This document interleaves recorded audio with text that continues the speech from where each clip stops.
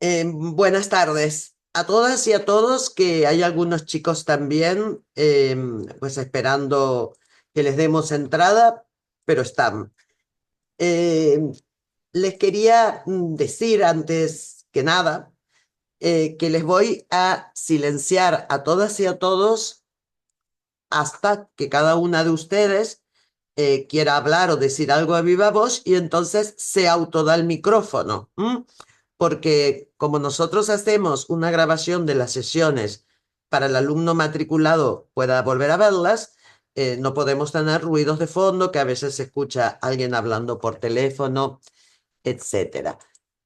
Como habrán visto, tenemos ILSE, Interpretación de Lengua de Signos, porque aunque puede que no haya una persona conectada en este momento que lo necesite, siempre contamos con este servicio de interpretación por si surge alguna persona que la quiere ver en diferido, que se inscribió y no se pudo conectar y que necesita la interpretación de ILSE o la interpretación de lengua de signos en español.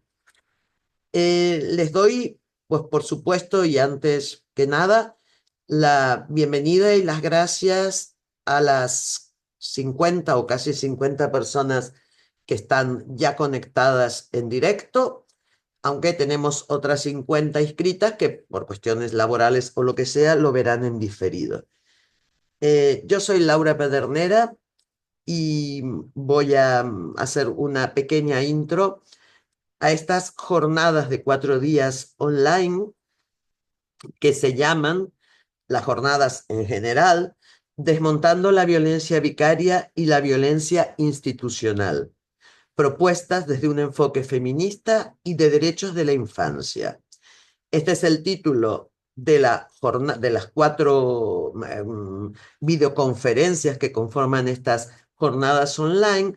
Están enmarcadas dentro de un proyecto financiado por el Instituto Canario de Igualdad, que le hemos llamado Proyecto Temis, y que además contempla otras acciones, además de estas jornadas online.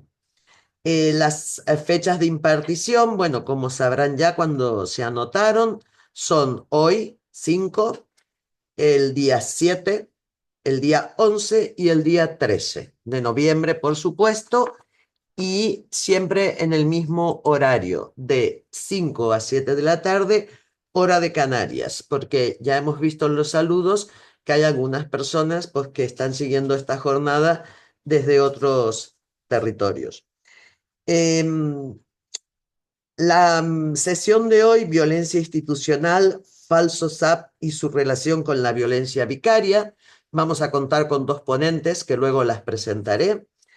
La del próximo jueves 7, muy interesante también porque va a ser una jornada con 3 participantes que son testimonios de haber sufrido en sus propias pieles, en sus propias carnes, la violencia vicaria o el asesinato, como es el caso de Asun, de su hija a manos de su expareja.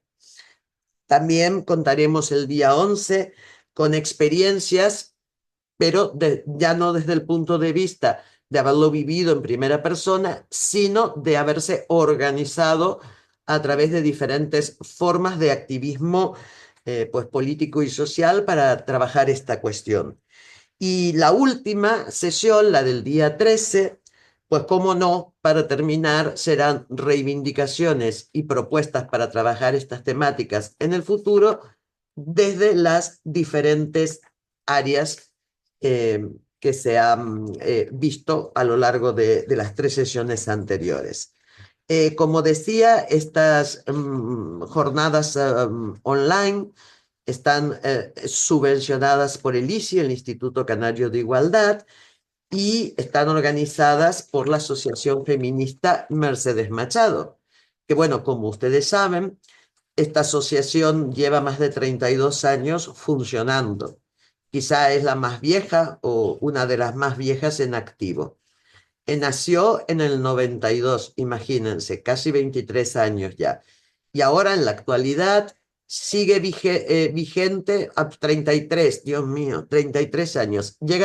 Está formada por mujeres, por supuesto, y también algún que otro hombre, socio, asociado, unido, igual que las compañeras, pues en el compromiso para la superación de las desigualdades que sufren aún y discriminaciones las mujeres, desigualdades que tienen que ver con su sexo, su género.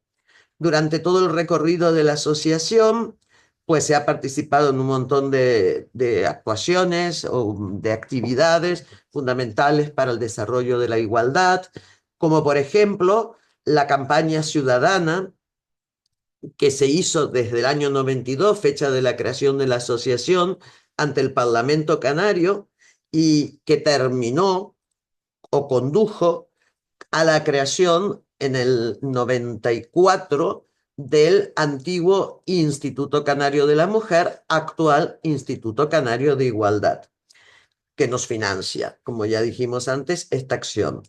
También la asociación trabajó en la aportación a leyes, planes de igualdad, otros tipos de planes estratégicos, programas, todos abocados a conseguir una igualdad real, porque ya en las leyes se iba consiguiendo, y en lucha contra la violencia de género, que bueno, esa lamentablemente sigue tan vigente. También la asociación ha participado en movilizaciones unitarias del movimiento feminista, formando parte hasta la actualidad de diversas plataformas y coordinadoras, tanto a nivel canario como también a nivel estatal. Y aparte de todo este activismo, podríamos llamarlo, o esta especie de activismo ciudadano, social y feminista, también la asociación pues, ha realizado pues, una serie de acciones formativas, todas destinadas a la sensibilización, a la prevención y a la formación en educación, empleo, cuidados, derechos humanos, invisibilización de las mujeres en la historia, invisibilización de las mujeres en la ciencia, o sea, trabajando por visibilizar estas invisibilizaciones históricas, especialmente también, como no, en temas relacionados con las diversas violencias que sufren las mujeres. Y estos últimos 3 años, y ya de carácter voluntario, o sea, contando con nuestras voluntarias y con nosotras en horario laboral o fuera de horario laboral, si fuera necesario, hemos pues implementado un invento de proyecto que es acompañar a todas aquellas mujeres víctimas y supervivientes de diversas violencias que nos caen a la asociación derivadas de un montón de sitios para que más o menos nosotras las orientemos, les digamos a qué recurso deben acudir, si hay algún recurso que cumpla sus expectativas, o acompañarlas en trámites y procesos pues que no están capacitadas para realizar.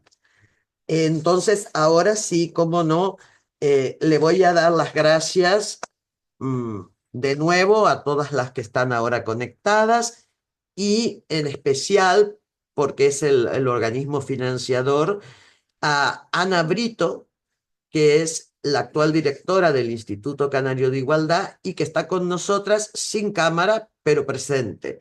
Así que si quieres decir unas palabras, Ana, te paso la palabra y encantadas de recibirte. Muchas gracias. Ante todo, les pido mil disculpas, pero yo me pienso conectar a otra jornada de estas que tienen preparadas para que me vean la cara. Les prometo que estoy preparada hasta con los labios pintados. Así que discúlpenme, pero no sé qué ha pasado. Es imposible poder activar la cámara. Aún así, sí es verdad que les quiero dar la felicitación, pero sobre todo darles las buenas tardes a todas y a todos los que están aquí. Me parece increíble la cantidad de personas que se han conectado y sobre todo que sean de tantas partes diferentes de lo que es España, claro. Discúlpenme un segundito que voy a enchufar esto, que no sé qué le ha pasado. A ver. Daniel, perdonen, perdonen. Es que no sé cómo, cómo No te sale ese. preocupes, tenemos gente conectada hasta del extranjero, alguna Me, que otra. me parece, vamos, un acierto el que se hayan conectado y un acierto el que la Mercedes Machado haya elegido este tema. En primer lugar, les quería decir que desde el Instituto Canario de Igualdad es un placer darles la bienvenida a esta jornada tan necesaria y relevante, organizada, por supuesto, por la Asociación Mercedes Machado, con el objetivo de abordar un tema complejo, urgente y a menudo invisibilizado, que es la violencia vicaria y la violencia institucional, en un contexto que afecta de manera particular a las mujeres, a las niñas y a los niños. La violencia vicaria también ha sido el tema que ha elegido el instituto para trabajar el día 25N. ¿Por qué? Porque consideramos que es una de las formas de violencia más crueles, puesto que apunta directamente a los seres más queridos para hacerle daño a la mujer. En un contexto en el que cada vez somos más conscientes de los diferentes tipos de violencia que existen y de sus múltiples manifestaciones, aún queda mucho camino por recorrer para que se reconozcan y prevengan todas sus formas. Esta violencia, la vicaria, va más allá del ámbito doméstico y familiar. Cuando hablamos de violencia vicaria, se identifica como la violencia más invisible y desapercibida que el hombre pueda ejercer sobre la mujer a través de sus hijas y de sus hijos. Es una violencia muy destructiva y extrema que se manifiesta de múltiples maneras, de manera física y o emocional, derivando incluso a manipulaciones con asuntos de custodia, llegando a impactar en el ámbito institucional, donde lamentablemente las respuestas aún son insuficientes para muchas víctimas y sus hijos. La semana pasada y la semana anterior yo me he estado reuniendo con madres víctimas de violencia vicaria y la verdad es que es un tema terrible, terrible y nuestro deber es estar a su lado, evidentemente, pero que al mismo tiempo no le corresponde a Lizzie buscar esa solución de manera inmediata. Estoy hablando de lo que me comentan muchas madres que sufren esta violencia en los centros, en los puntos de encuentro familiar. Esto lo podemos hablar en otro momento porque es un tema también tremendo. Estas jornadas no solo nos invitan a reflexionar sobre cómo afecta esta violencia a mujeres y menores, sino también a cuestionar el papel de las instituciones. Muchas veces los mismos mecanismos que deberían proteger acaban, sin intención o por falta de formación, revictimizando o ignorando el dolor y las necesidades de quienes la sufren. Por eso, desde el Instituto Canario de Igualdad apoyamos firmemente todas las iniciativas que, como esta, busquen abrir caminos para transformar nuestra estructura y política desde una perspectiva feminista y de derechos humanos, asegurando así una mayor protección y dignidad para la infancia. Agradecemos profundamente a la Asociación Mercedes Machado por su compromiso en la organización de esta jornada, así como a todas las personas participantes, ponentes, expertas y al público en general que está conectado, que contribuirán con sus experiencias y conocimientos. Esperemos que estas jornadas nos sirvan para construir una comprensión más profunda y humana de esta problemática y sobre todo para encontrar respuestas y estrategias que nos permitan avanzar hacia una sociedad más justa e igualitaria. De hecho, no me gustaría perderme la tercera jornada que ustedes tienen planificada para escuchar propuestas que nos puedan ayudar.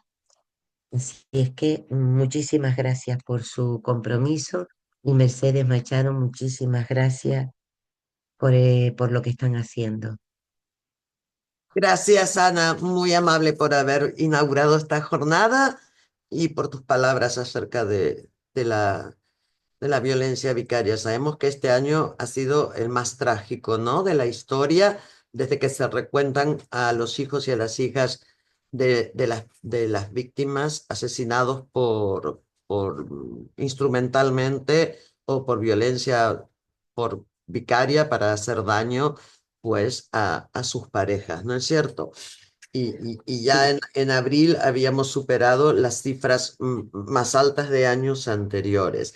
O sea que la problemática no la podíamos seguir esquivando y no podíamos dejar de considerar que la violencia vicaria, que lo explicará ahora la primera ponente, es, es fundamentalmente violencia de género, además de cualquier otra violencia instrumental que puede implicar. Le voy a comentar cómo se va a desarrollar la sesión de hoy. Vamos a tener dos participaciones, dos ponencias teóricas. Recuerden que la semana que viene, la sesión que viene, el próximo jueves, será pues desde el punto de vista más de experiencia, ¿no? Con víctimas y supervivientes, pero hoy vamos a tener dos aproximaciones teóricas, una conceptual que nos va a dar Ana Hernández y otra desde el punto de vista jurídico que nos va a dar precisamente pues una jurista, es Gemma Nicolás Lasso, que será la segunda ponencia de hoy. Entonces, para darle paso a la primera parte, eh, Ana, que como ustedes sabrán forma parte de la Asociación Feminista Mercedes Machado desde sus inicios. Además, ha formado parte no solo de esta asociación, sino de diversas organizaciones de carácter feminista desde aquellos años 70. ¿Mm? Asociación de Mujeres de Canarias, coordinadora feminista a partir de los años fines de los 70 hasta mediados de los 90, Secretaría de la Mujer de Comisiones Obreras hasta el 90, y participado también, integrado numerosas plataformas, como la plataforma 8M, la, el Foro contra la Violencia de Género, la PAFC, la plataforma Compi, que, no, que además de formar parte de ella, del 16 al 22 fue presidenta de la misma. La Compi es una coordinadora para la Organización de Mujeres para la Igualdad a nivel estatal, o sea, una organización que junta un montón de organizaciones y federaciones. Y actualmente participa, como no, en la plataforma Impacto de Género Ya. Entonces, le voy a dar el paso a Ana. Voy a compartir desde este ordenador el PowerPoint de ella. Así que si en algún momento ella me dice pasa la diapositiva o lo que sea, pues no se asusten, que es porque estamos compartiendo desde otra pantalla. Bueno, pues nada, buenas tardes a todas y gracias por estar aquí. Gracias a todas por estar. Antes de empezar a pasar la esta, pues quería también, o sea, agradecer a todas su presencia y su interés, ¿de acuerdo? Decir que yo me ocuparé pues un poco de la parte introductoria y que Gemma desarrollará un poquito más la parte jurídica del asunto, ¿de acuerdo? Entonces empezaremos. Les explico dos cosas, ¿no? Introductorias de cómo voy a enfocar esto. Una, sobre todo por compañeras que son de la península, solemos usar en Canarias y particularmente en nuestra asociación violencia de género como sinónimo de violencia contra las mujeres y como sinónimo de violencia machista, porque desde el principio, desde aquellos años remotos, aquí en la propia legislación llamábamos violencia de género a todas las formas de violencia contra las mujeres, ¿vale? No, entonces no se extrañen, no voy a usar la terminología que está en la ley integral, ¿de acuerdo? Vale, seguimos. Entonces, sí, hablaremos de... y también otra digamos, advertencia es que voy a seguir en la explicación un caso, aunque hay casos terribles a montones para contar, pero un caso particularmente terrible simplemente porque nos da la opción, nos da la oportunidad de comprender mejor el concepto, ¿de acuerdo? Los conceptos que estamos manejando. Entonces, empiezo por esta historia. Empezamos por 1999 con este caso que voy a comentar como hecho introductorio, ¿no? En el 99, en el año 1999, Ángela González Carreño tuvo que huir con su hija tras ser agredida por su esposo con un cuchillo, ¿no? Andrea, la hija, tenía unos 3 años. En 2003, su exmarido asesinó a la niña, ¿no? En una visita a solas y tras una vista en los tribunales. A pesar de que Ángela había presentado 51 denuncias para evitar que se quedara sola con el padre. O sea, ni siquiera decía que no lo vea, sino que hubiera alguien presente cuando la viera, ¿no? Porque sabía que la niña corría peligro, tenía numerosos síntomas, numerosas amenazas por parte del padre, y bueno, ni los peritajes que le hicieron en los juzgados, ni las juezas encargadas, ni las instituciones que visitó, la creyeron, ya está. Así que llegó 2003 y la niña fue asesinada. No es la única a la que le ha sucedido esto, evidentemente. Seguimos, Laura, por favor. Vale. Entonces, una vez que se produjo el asesinato de la niña y luchando por buscar justicia, quería que se reconociera el asesinato de Andrea como violencia de género, pero también con responsabilidad institucional, que se le reconociera la responsabilidad al haber sido ignoradas sus peticiones por los juzgados de su localidad, por la audiencia provincial, por el Supremo, por el propio gobierno, el Ministerio de Justicia al que ella se había dirigido para ver si podía hacer algo, en fin, que hizo todo lo que pudo la mujer, ¿no?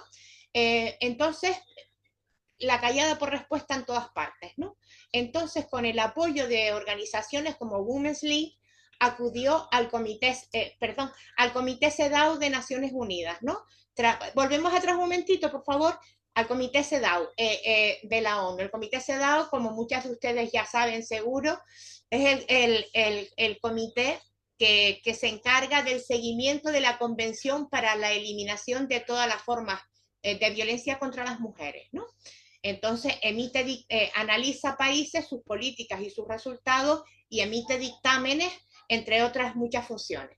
Entonces, acudió al Comité CEDAW en 2012, exigiendo que España reconociera su responsabilidad como Estado y exigiendo una compensación, ¿vale?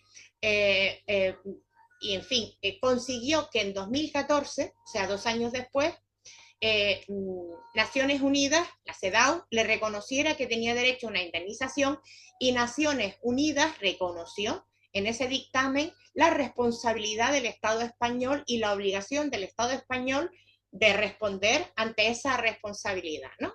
Sin embargo, las autoridades españolas todas hicieron caso omiso, o sea, le pasó que ni reconocieron nadie reconoció su error y su responsabilidad en el asesinato de la niña y nadie la indemnizó ni, bueno, nada, ¿no?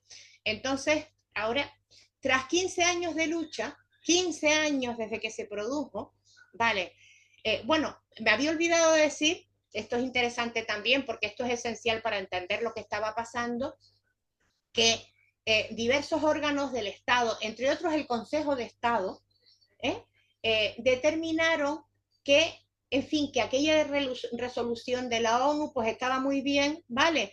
Pero que no tenía nada que ver con ello, o sea, que no estaban obligadas a aplicarla, cosa que es un disparate, o sea, en la legalidad internacional, un Estado que firma un documento, una convención, un producto legislativo de Naciones Unidas, está obligado a cumplirlo. Pero bueno, ellos dijeron que no, tan felices, ¿no? Entonces, después de mover mucho la cosa, el Tribunal Supremo determinó que sí, que esa resolución de Naciones Unidas era de obligado cumplimiento para el Estado español. El Tribunal Supremo reconoció la responsabilidad del Estado español y de sus poderes, en este caso el Poder Judicial, pero también el Ejecutivo tampoco había respondido cuando se le pidió indemnización, ¿no? Ante el asesinato de Andrea a manos de su padre durante el régimen de visitas, ¿no?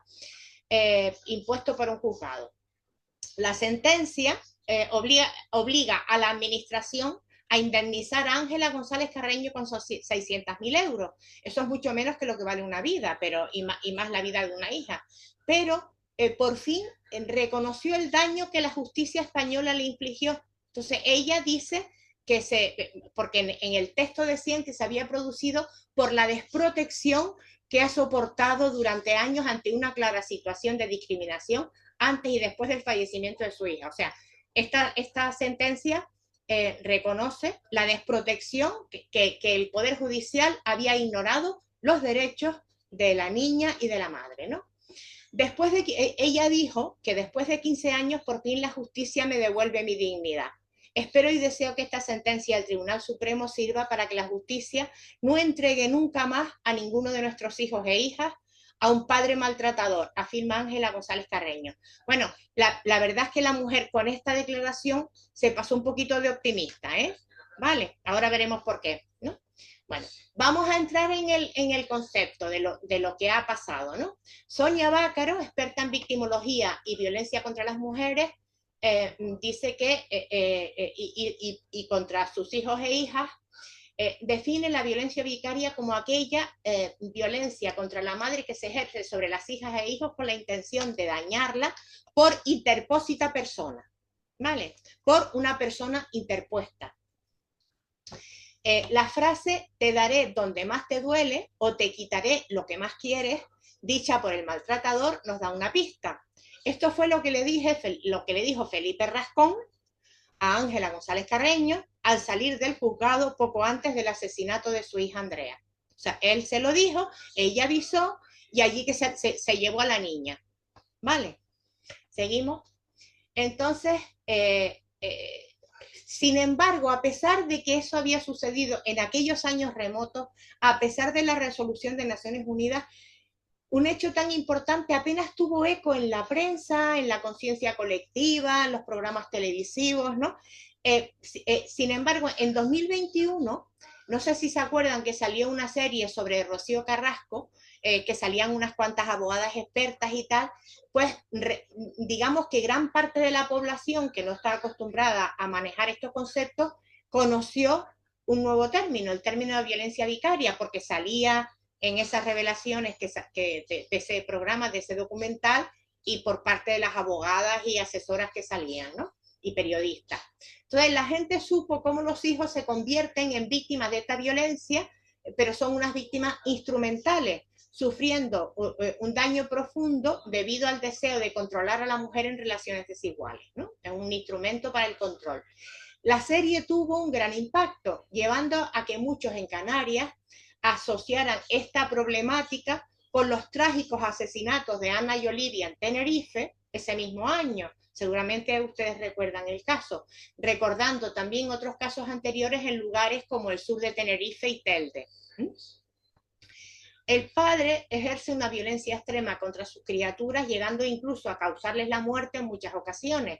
El ánimo de causar daño a su pareja o expareja a toda costa supera cualquier afecto que pueda sentir por ellas o ellos, ¿no? El asesinato, o sea, es algo que nos asombra, como el cariño que se pueda sentir por unas criaturas es sobrepasado por una pasión dañina, ¿no? Como es el deseo de venganza o de control, ¿no?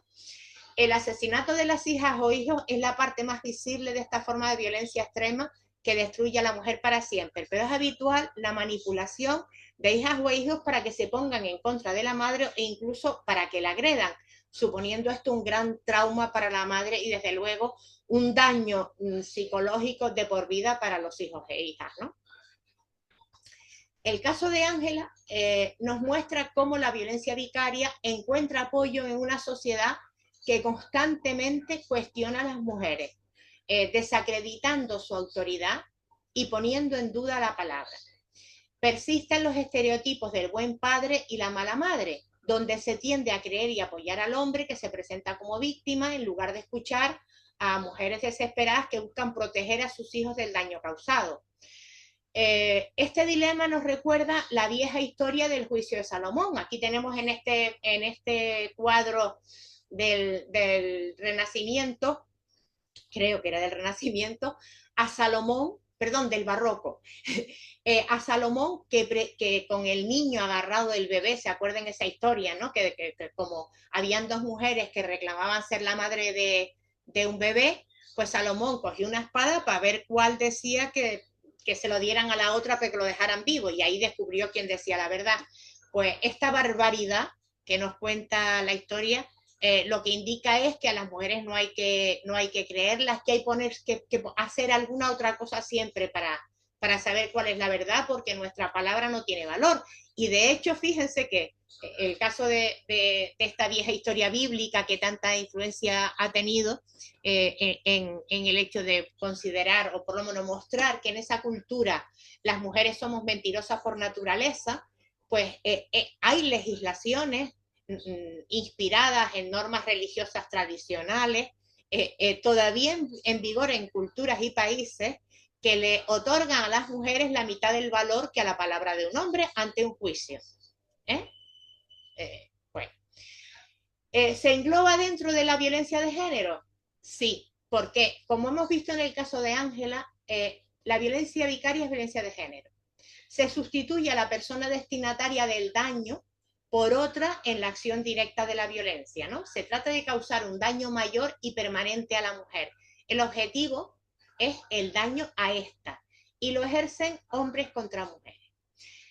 Si vamos a la definición que da Naciones Unidas sobre violencia contra las mujeres, o con nuestra terminología, violencia de género, es violencia contra las mujeres, todo acto de violencia basado en el género, fruto de las relaciones históricamente desiguales, que tenga o pueda tener como resultado un daño o sufrimiento físico, sexual o mental para la mujer, así como las amenazas de tales actos, la coacción o la privación arbitraria de la libertad, tanto si se produce en la vida pública como en la vida privada.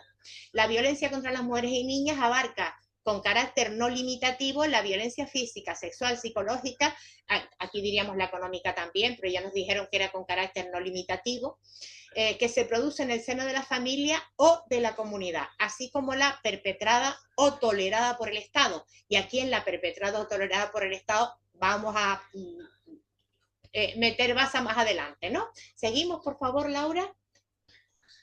Sí. Miren, aquí está esa definición. Ana, disculpa que te interrumpa. Sí. Necesito saber si las intérpretes de Ilse las ven correctamente todas, porque Vale. algunas personas nos dicen que las ven y otras que no las ven. Entonces necesitamos saber, para que si no, Ana, las ancle ambas correctamente. Vale, ¿puede alguien decirme si ven bien a las intérpretes de lengua de signos? Laura, perdona, Dime. cada persona puede anclar a la Sí, Silse en no, su pero propia no, pantalla. nosotros necesitamos que estén ancladas en la grabación, porque las personas que quieran ver esto otra vez o lo quieran ver por primera vez porque se inscribieron pero hoy no están, no podemos depender de eso. Entonces necesitamos que ustedes que están ahora viendo nos digan si las ven. Yo no las veo, Laura. No las ven, ¿no? Correcto. No. Vale, pues vamos a ver cómo lo solucionamos. Sigue, Ana, hasta que... Sigo. Sí. Vale. Bueno, en este esquema está descompuesta la definición que acabo de dar. Dice víctimas, las mujeres. Motivos de la violencia, ser mujer, y las relaciones de dominación, sumisión entre hombres y mujeres, que es una desigualdad procedente de la historia, ¿no? Los efectos, obstáculos al desarrollo y discriminaciones, los daños físicos, sexuales, psicológicos y con carácter no limitativo, o sea, de otro tipo también, ¿no? Lugares o ámbitos, la vida pública, la vida privada. Incluye las amenazas, la coerción y la privación arbitraria de libertad, ¿vale? Entonces, si vamos al daño psicológico, pues, por ejemplo, es descomunal el daño que se inflige a la madre, pero también es, por supuesto, descomunal el daño que se inflige a la infancia, a los niños y a las niñas, y no solo en el caso de asesinato, sino en el daño que les queda de esta experiencia, ¿no? De haber sido objeto de manipulación para que ataquen a las madres, de haber sido objeto de otras formas de agresión física, etcétera, o psíquica, para dañar a las madres, ¿no? Y seguimos, por favor. Entonces, ¿por qué se llama vicaria? Se llama vicaria, así lo hizo, dice, porque se sustituye a una persona por otra para ejercer la acción dañina. En este caso se usa a las hijas o los hijos, a quienes incluso se les llega a asesinar para destruir la vida de la madre, o a quienes se les pone en contra de la madre para causarle un daño permanente que en muchos casos lleva al suicidio. El término violencia vicaria se incluyó en el Pacto de Estado contra la Violencia de Género en España y desde hace años se han ido dando medidas para combatirlo, siendo aún insuficientes a juzgar por los hechos. ¿Vale? Vamos a seguir. Según la Real Academia de... una pregunta, ¿no? En caso de asesinato, ¿es lo mismo que el parricidio? Entonces decimos que según la RAE, el parricidio es un delito que consiste en matar a un familiar, en especial al padre, a la madre, a un hijo, al cónyuge. La intención de la violencia vicaria es ejercer el máximo daño a la mujer. Implica una intención clara de causar un daño infinito y un dolor extremo a la que no se ha asesinado directamente. La diferencia entre ambos tipos de violencia, el parricidio y la violencia vicaria, es que ésta se ejerce contra la mujer con el único objetivo de provocarle dolor o de ejercer control patriarcal sobre ella, ¿no? Sin embargo, el hecho de que exista un término violencia vicaria que designe una forma de violencia contra la mujer no implica que no haya respuesta penal cuando es la madre u otro pariente quien mata. O sea, evidentemente sigue siendo un delito grave el matar a un pariente, y si hay asesinato para cualquier miembro de la familia, por ejemplo, por la madre, pues la condena es durísima, ¿vale? No, ¿qué falla para que las sociedades protejan la infancia? Cuando un hombre amenaza a una mujer con quitarle a sus hijas o hijos, está dando signos claros de violencia vicaria. Las amenazas a las mujeres con sus hijas o hijos deben hacer saltar todas las alarmas.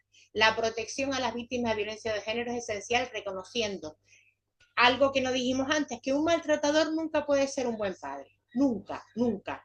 O sea, aquel que maltrata a la madre de los niños delante de los niños le está causando un daño irreparable, porque o crea un dolor insuperable, o crea modelos inadecuados, como sabemos, o ambas cosas a la vez, ¿no? Pero desgraciadamente se han estudiado cientos de casos en los que las instituciones, siguiendo el criterio misógino tradicional, han dado por supuesto que la mujer miente al manifestar alarma ante el peligro que corren sus hijos e hijas, recibiendo desamparo y, en el caso de persistir en la defensa de la seguridad de sus hijos e hijas, persecución judicial y hasta penas de cárcel. Es ahí donde decimos que estamos ante la violencia institucional. ¿Pasamos? ¿Qué falla para que las sociedades protejan la infancia? Pues hay una concepción social detrás, evidentemente. La protección a las criaturas víctimas de violencia de género debería ser más importante que cualquier otro derecho de las personas adultas. Por eso un maltratador nunca puede ser un buen padre.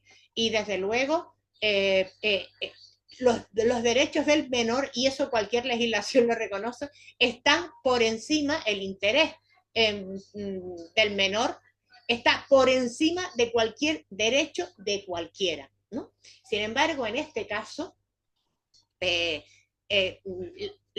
una gran parte de la sociedad y una gran parte de las instituciones lo que tiene previsto es el supuesto derecho del padre, ¿no? Y que, bueno, que él era malo con la mujer, pero con los hijos es buenísimo. Porque entonces un maltratador nunca puede ser un buen padre, porque siempre que daña a la madre está causando un trauma a las criaturas expuestas a esta violencia, ¿no? Aunque no les hiciera nada directamente a las criaturas. Desgraciadamente... Perdón, Ana. ¿Sí? Ana, perdón por la interrupción, cambio de intérprete. Ah, vale, vale. Perdón. Dale para atrás, Laura. Gracias. Desgraciadamente se han estudiado cientos de casos en los que las instituciones, siguiendo el criterio misógino tradicional, han puesto por encima de la protección de las criaturas ese derecho del padre y han dado por sentado que la mujer miente, ¿no? Las criaturas quedando en desamparo y yendo, como decíamos, en algunos casos la madre empeñada en defenderlo, pues sujeta a persecución judicial, a la pérdida de custodia y de las visitas y hasta penas de cárcel, ¿no? ahí también estamos insistiendo en el concepto de violencia institucional. Pasamos.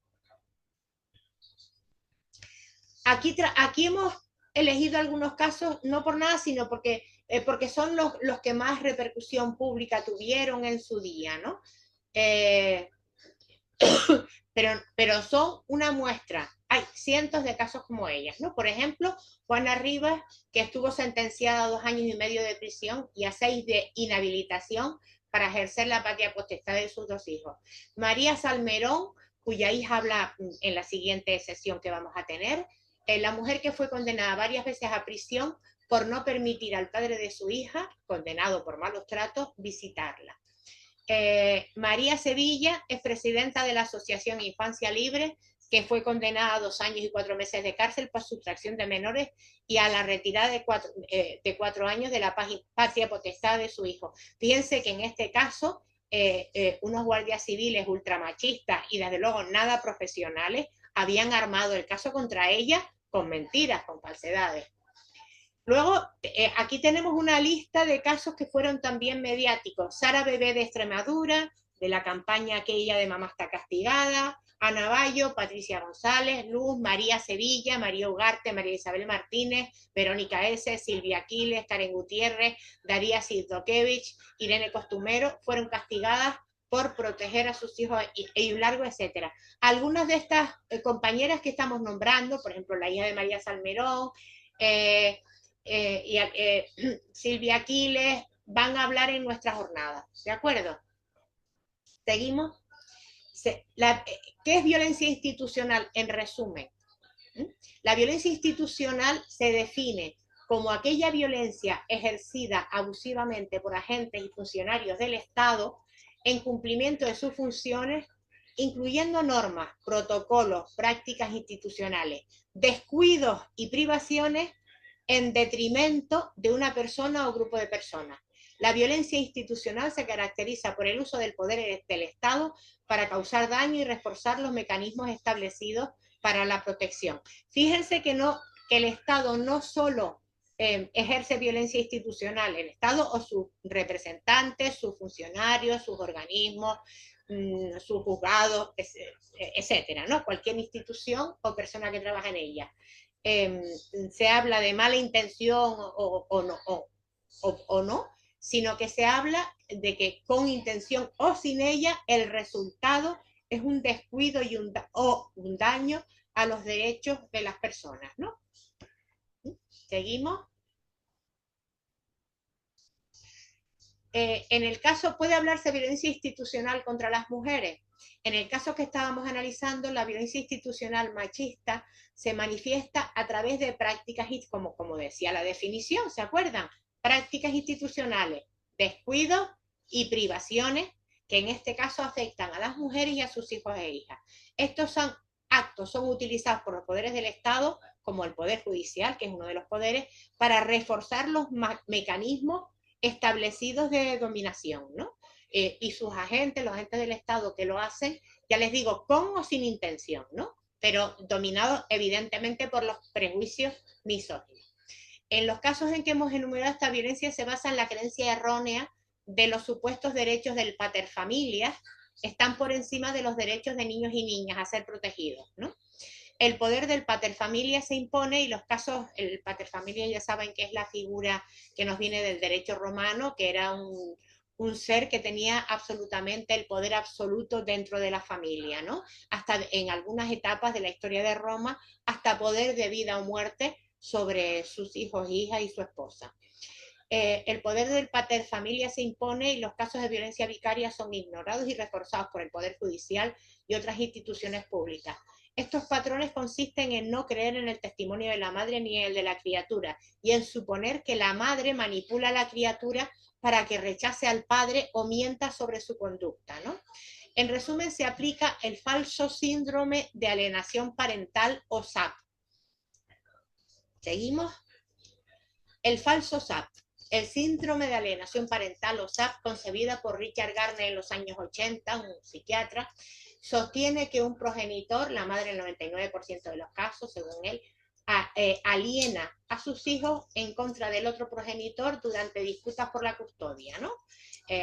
Sin embargo, el SAP, esta idea, este concepto, ha sido rechazado tanto por sociedades científicas en el propio país de Richard Gardner, ha sido rechazada como científica también por la Organización Mundial de la Salud, y también el Poder Judicial, ¿vale? Desde 2016, el Consejo General del Poder Judicial ha instado a que no se aplique por ser una doctrina pseudocientífica. A pesar de estas advertencias, se sigue produciendo todos los años prácticas abusivas para aplicar el SAP, pero normalmente no le llaman SAP, síndrome de alienación parental, le llaman de otra manera para disimular, o no le llaman, sino directamente aplican la concepción que hay detrás del SAP con diferentes nombres y retorciendo la legislación para directamente creer que la mujer siempre manipula a los hijos para que el padre no ejerza sus derechos de padre, ¿no? Esto perpetúa la creencia errónea de que los supuestos derechos de los padres prevalecen sobre el interés superior del menor. Ejemplos notables, pues ya hemos dicho Juana Rivas, Sara B., por ejemplo, a quien se le arrebató la custodia, o el de Sara B., a quien se le negó el derecho a ver a sus hijos y, bueno, se le impuso cárcel también. Es fundamental que se priorice el bienestar de los menores en las instituciones. Ya les digo, ya no se llama SAP, se llama de otra manera, pero lo siguen haciendo, ¿vale? ¿Sí? Pasa, por favor. ¿Hemos avanzado? Bueno, fíjense que una vez que se produjo esta resolución de la CEDAW, de este organismo de Naciones Unidas, para que el Estado español vigilara a los jueces, lo formara para una correcta aplicación de la ley y modificara todas las normas que favorecieran que se aplicaran estas prácticas contrarias a los derechos de los menores y de las madres, pues a raíz de esto, en la siguiente revisión, saben que la convención CEDAW, o sea, el comité CEDAW se encarga de, cada X años, revisa cómo está el tema de la igualdad y la violencia de género en todos los países, país por país. Cada año le toca a algunos, ¿no? A unos cuantos. Y van pasando por diversos países del mundo. Bueno, entonces, en mayo de 2023 hubo una revisión, posterior a aquella resolución de la que hablamos, y a preguntas sobre la existencia o no de protocolos para evitar la aplicación del SAP en los procesos judiciales, los criterios, preguntaron por eso, o sea, dijeron si se estaba formando a los operadores jurídicos, qué criterios se estaban aplicando para aplicar las custodias, y cómo se hacía, qué medidas se adoptaban para quienes juzgan desde los prejuicios sexistas. La delegación oficial informó de cambios en la normativa, ¿no? Entonces, hubo algunas, y también desgranó algunas de las medidas tomadas en los últimos años, como la eliminación del consentimiento paterno para que en los casos de violencia de género los menores puedan recibir asistencia psicológica, la obligación de escuchar a los menores, bueno, en fin, o la obligación de escuchar a los menores en los procedimientos judiciales, ¿vale? Entonces, en este caso, por ejemplo, Rosell fue la encargada de responder a aquel análisis del SAP y decía que habían adoptado medidas en distintos ámbitos, ¿no? Para ir demostrando que el maltratador no puede ser un buen padre y que había que en fin, que habían desarrollado algunos cambios legislativos, algunos cambios en los protocolos, en las prácticas de la fiscalía, etcétera, ¿no? ¿Seguimos? Entonces, preguntamos, ¿hay signos de esperanza? Bueno, yo no voy a hablar mucho de en qué legislaciones se han introducido algunas mejoras. Pues se han introducido algunas posibles mejoras, y digo, se han introducido mejoras, pero lo que pasa con muchas leyes cuando son positivas es que después se aplican mal o no se aplican, ya lo sabemos, ¿no? Entonces, pues, por ejemplo, en el Estatuto de la Víctima, en la LOPIDI, la ley Rhodes, ¿no? de protección de la infancia contra la violencia, pues se introducen nuevas limitaciones a los derechos de los padres en caso de violencia contra las madres, ¿no? Y por lo visto, eso ha supuesto que se reduzcan algunas resoluciones de los juzgados de familia sobre custodia compartida en caso de violencia de género, ¿no? pero he dicho que se reduzcan, porque una cosa es que se reduzcan un poco y otra cosa que desaparezcan. No han desaparecido esas prácticas, ¿vale? Entonces, bueno, ha habido algunas medidas, algunos cambios, seguimos, pero fíjense que hubo un análisis de 47 casos de denuncias por abusos sexuales presuntamente cometidos por el padre, así como de otras 40 sentencias en el ámbito civil y 63 en el ámbito de lo penal que afectaban a la relación de los padres con los menores y las demandas de las madres y tal. Y entonces, en este estudio que desarrollaban diversas profesoras de distintas universidades, la conclusión que decía es que España no está cumpliendo con la CEDAW y no actúa con la debida diligencia. Diligencia debida es un poco la obligación que tienen en este caso todo el mundo para que, perdón, que tienen en este caso la justicia para aplicar la ley como se debe, ¿no? Y para evitar actuaciones judiciales con resultados discriminatorios, ¿no? Entonces, ellas detectan un patrón estructural de discriminación por aplicación del falso SAT, que implica un conjunto de prácticas y comportamientos dentro del sistema judicial español que puede ser catalogados como violencia machista institucional. Ana, date el audio, por favor, que lo he tenido que quitar porque estaban saliendo ruidos de fondo. Ah, vale. Bueno, entonces, pasa por favor la siguiente.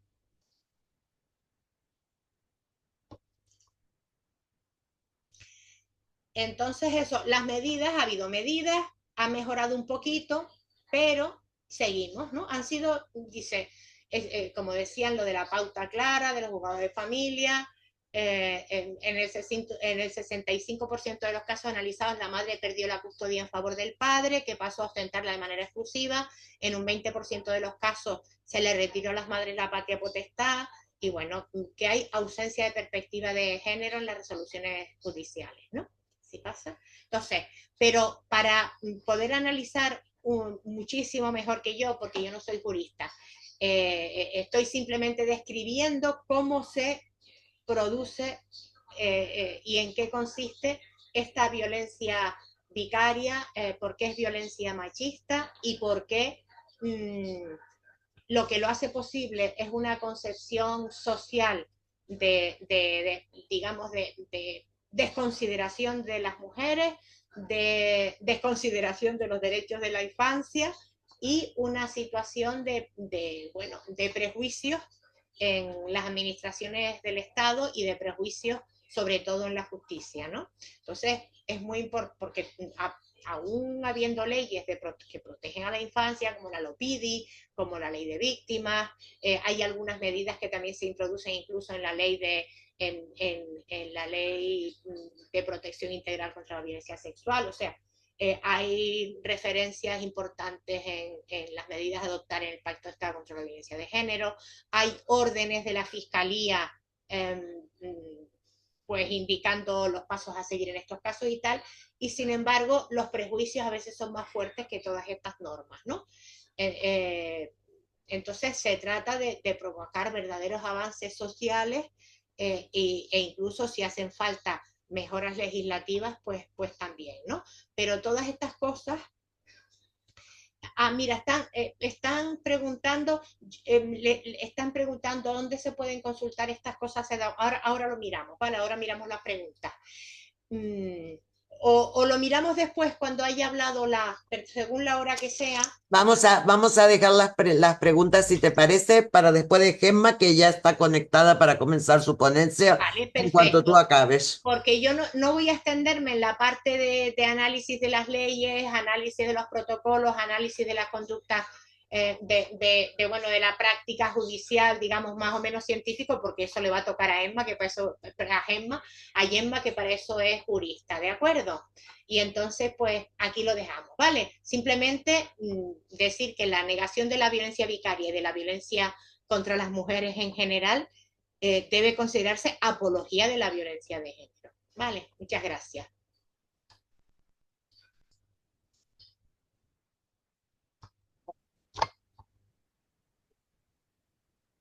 Bueno, Ana, muchas gracias por tu ponencia. Vamos ahora a darle paso a la segunda ponente, Gemma, y si les parece, las que tengan pues menos posibilidades de hablar, de hacer las preguntas o los comentarios a viva voz, pues los dejan escritos en el chat como la compañera que preguntó por los datos CEDAW. Ahora vamos a comenzar con la participación de Gemma y vamos a utilizar pues los últimos 20 minutos para preguntas, comentarios y reflexiones. Entonces, pues Gemma, calculale más o menos máximo 40 minutos de exposición. Voy a presentarte como corresponde, a darte las gracias por estar aquí. Gemma Nicolás Lazo es abogada, es socia de Elna Abogados, doctora en Derecho por la Universidad de Barcelona y además abogada penalista con mucha experiencia en ese área en los tribunales. Ahora, en la actualidad, es docente en el posgrado de violencias machistas que organiza la Autónoma de Barcelona y la Diputación de Barcelona y ha sido profesora del máster de criminología también de la Universidad de Barcelona durante 10 años. También es investigadora tanto en proyectos nacionales como en proyectos europeos. Trabajó como jurista en diferentes servicios de la Generalitat de Cataluña, siempre en relación a las violencias machistas sufridas por las mujeres. Coordinó el diagnóstico de la Red de Atención y Recuperación Integral para Mujeres en Situación de Violencia Machista, encargada por el Instituto Catalán de las Mujeres, el ICD, y también participó en el grupo de investigación Antígona de la misma Universidad de Barcelona. Gemma Nicolás Lazo tiene publicaciones académicas y también publicaciones de índole más divulgativo sobre todos estos temas que ha trabajado. Violencia hacia las mujeres, prostitución, criminología, etcétera. Así que pues encantadas de tenerla para la inauguración de esta primera sesión de las jornadas sobre violencia vicaria, falso SAP y violencia institucional. Y bueno, querida Gemma, te pasamos los mandos para que puedas compartir tu presentación y cuando quieras, pues que comiences. Bueno, hola a todas. Un placer tenerte aquí. Gracias. Te oigo, pero no te veo, no sé, no te veo en la pantalla, estas cosas de la virtualidad que nos permite estar juntas esta tarde, pero en cambio no tiene el caliu, ¿no? El calor de un encuentro presencial. Bueno, yo te haría así con la mano un saludito Muy cariñoso. bien. Como somos varias, claro, hay que ir corriendo los cuadraditos para poder vernos. Claro, bueno, en todo caso agradeceros la invitación. Es una invitación que hacéis a la plataforma, ¿no? Contra las violencias de género de Cataluña y bueno, soy miembro de la Junta y por tanto Montse Milá me propuso si quería participar y bueno, yo encantada en compartir pues la experiencia, ¿no? Que tenemos diariamente en los tribunales, porque como habéis dicho ahora estoy ejerciendo, mi tarea principal es el ejercicio, ¿no? Del derecho en defensa de las mujeres ante situaciones de violencia machista. Y llevamos también en el despacho muchos temas de familia vinculados a la violencia machista. Y entonces la violencia vicaria es una de las cuestiones que está a menudo muy presente en los temas que tratamos. Entonces, hoy pretendo aportar una mirada legal, complementando la que ha hecho Ana, ¿no? Que era más macro, más a nivel internacional, una mirada legal sobre los cambios legislativos que muchas conoceréis, que han tenido lugar en los últimos años y su aplicación en los tribunales, ¿no? ¿Qué está pasando realmente en los tribunales? ¿Existirán diferencias en esa aplicación territoriales? Algunas diferencias existirán, pero no demasiadas. Entonces, yo creo que lo que yo conozco de Cataluña creo que es extrapolable, ¿no? A muchas otras realidades y situaciones del Estado y también seguramente a la vuestra. No he tenido el honor, de visitar las Canarias ni de conocer los tribunales, canarios, pero sí que por la bueno, participación en foros que he podido tener, pues sé que la situación no es demasiado distinta. Voy a compartir la presentación, a ver si lo hago bien. A ver, aquí la tenemos. A ver, un segundito, que a lo mejor voy a poner primero que se pueda ver bien y así evitamos... Ujú. Segundo. Compartimos. Muy bien. Ahora os preguntaré si se ve bien. La Sí, veis bien, se está ¿verdad? bien, Sí. se está viendo. Estupendo. Veo que debajo de mi nombre aparece la palabra Jauma, que es mi compañero porque he tenido que conciliar, entonces estoy en casa y veo que, bueno, el Meet lo tiene activado con su nombre, soy Gemma, ¿eh? No Jauma. En fin, ahora me he dado cuenta que está un nombre que no es el mío.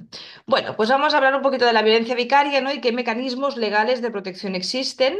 Ya se ha anunciado previamente que existe una gran distancia entre lo que dice la ley, ¿no? Y lo que pasa realmente, ¿no?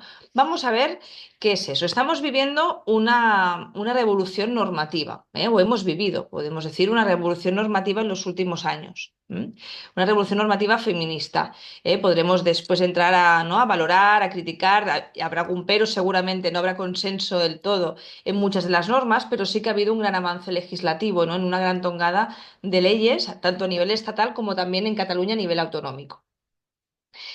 Una ley que para Cataluña es muy importante y que mencionamos en primer lugar, y que comentándolo con las compañeras canarias me dijeron que quizás era también interesante como para tener, ¿no? El punto de comparación, es la Ley 5/2008 del derecho de las mujeres a erradicar la violencia machista, que fue modificada recientemente en el 2020 para incluir conceptos nuevos de violencia, nuevas manifestaciones de violencia machista, como puede ser la violencia vicaria o la violencia institucional, que es de lo que se trata esta jornada.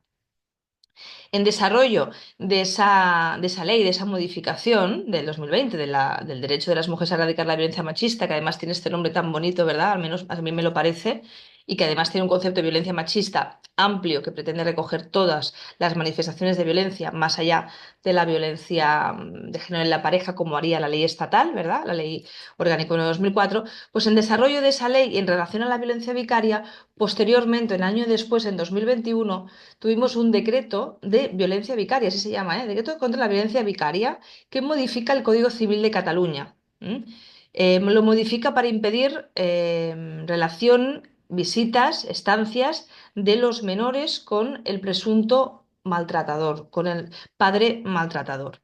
En el mismo sentido que hizo, pues de manera muy coetánea, porque al final estamos hablando que la ley española es de junio, del 2 de junio, en que se modifica de manera muy similar el Código Civil español en el artículo 94, que efectivamente también evita, suprime, como regla general, las visitas, la relación, la comunicación del progenitor maltratador, ya sea porque existe una condena firme, ya sea porque estamos en un procedimiento judicial abierto, y por tanto existe un procedimiento en contra de él, o ya sea porque existen indicios, dice la ley, dice la ley. Y después tenemos la Ley Orgánica 8/2021 de protección integral a la infancia y adolescencia frente a la violencia, la LOPIVI, ¿verdad? Que ya comentaba también Ana, cómo había venido bueno, a modificar cuestiones importantes en relación a la protección de los niños y niñas y adolescentes, y especialmente con la violencia vicaria, también con otros ámbitos, porque pretende ser una ley integral, como lo fue en su día la Ley Orgánica 1 de 2004, ¿no? Respecto a la violencia de género. Respecto a la violencia vicaria, estas serían como las normas, ¿no? Principales, ¿no? Que apuntan en estos cambios que son relevantes. Por ejemplo, la LOPIBI también incluye una medida como útil, que es el derecho de las criaturas a ser oídas en los procedimientos de su incumbencia, a partir de los 12 años o cuando tengan madurez suficiente, ¿no? Entonces establece en algunos procedimientos la obligatoriedad de escuchar al menor o a la menor, excepto que existan motivos que lo desaconsejen. Esto permite, ¿no? Que la autoridad judicial pueda tener acceso al relato de los menores y de su vivencia de la violencia para poder actuar en consecuencia. Esto es muy positivo, ¿no? Intenta romper muy en la forma, muy en la norma, esa visión también adultocéntrica, no solo androcéntrica, que tiene el derecho, no es el objeto de la ponencia de hoy, pero que es una cosa que asumimos, ¿no? Todas las que estamos aquí, es muy androcéntrico, también lo es adultocéntrico, entonces permitir que pueda ser escuchado un menor en todos los procedimientos de su incumbencia es un paso adelante. Respecto a la ley catalana, que decíamos, ¿no? La ley 17 de 2020 que modifica la ley del derecho de las mujeres a erradicar la violencia vicaria, decimos que introduce el concepto, ¿verdad? Que hace unas modificaciones para introducir, entre otros términos, la violencia vicaria y la define de la siguiente manera. Dice que consiste en cualquier tipo de violencia ejercida contra los hijos y las hijas con la finalidad de provocar daño psicológico en la madre. Asimismo, dice que son formas de violencia machista, la amenaza o la violencia física o psicológica contra el entorno afectivo de la mujer, especialmente contra los hijos y las hijas u otros familiares, o con voluntad de afligirla. ¿Mm? Esto es lo que dice nuestra ley, que incorpora el concepto, como decimos, violencia vicaria de manera clara, porque el resto, ¿no?, de leyes, ¿no?, que hemos ido comentando, no incorporan el concepto como tal. Sí que, o sea, no el término, sí que incorporan el concepto, pero no el término. Hablábamos de que en el Estado español se modifica el Código Civil de la misma manera que lo hace el Código Civil catalán, y vamos a ver qué dice el artículo 94 del Código Civil modificado en el 2021, en junio, para evitar, ¿no?, los hechos de violencia vicaria. Dice al final del artículo: no procederá, se regula, ¿no?, como antes las visitas, dice: no procederá en ningún caso el establecimiento de un régimen de visita respecto del progenitor en situación de prisión provisional o por sentencia firme acordada en el procedimiento penal por los delitos previstos en el párrafo anterior. Dice también: no procederá, más arriba, el establecimiento de un régimen de visitas o estancia, y si existiera se suspenderá respecto del progenitor que esté incurso en un proceso penal iniciado por atentar contra la vida, la integridad física, la libertad y la integridad moral o la libertad y la dignidad sexual de otro cónyuge o de sus hijos. Tampoco procederá cuando la autoridad judicial advierta de las alegaciones de las partes y las pruebas practicadas la existencia de indicios fundados de violencia doméstica o de género. Sí que dice que la autoridad judicial podrá llegar a establecer el régimen de visitas en interés superior del menor, según sus deseos y preferencias. Podrá de manera excepcional establecer este régimen de visitas. Entonces, tenemos un marco general, ¿no?, que se nos establece el no establecimiento de visitas si hay prisión, si está en curso en un proceso penal por atentar contra uno de los bienes jurídicos esenciales, ¿no?, vinculados a la violencia, pues eso, contra la vida, la integridad, etcétera, excepto que exista una motivación especial que se tenga que argumentar. También dice que solo que existan indicios de violencia porque se deduzca el interrogatorio de las partes, no se establecerá ningún régimen de visitas. En Cataluña no aplicamos el Código Civil español. Este artículo en Cataluña no lo aplicamos. Aplicamos el siguiente, el del artículo 233.11 del Código Civil de Cataluña, que dice algo parecido, y ahora pasaremos a hablar de qué sucede en la realidad.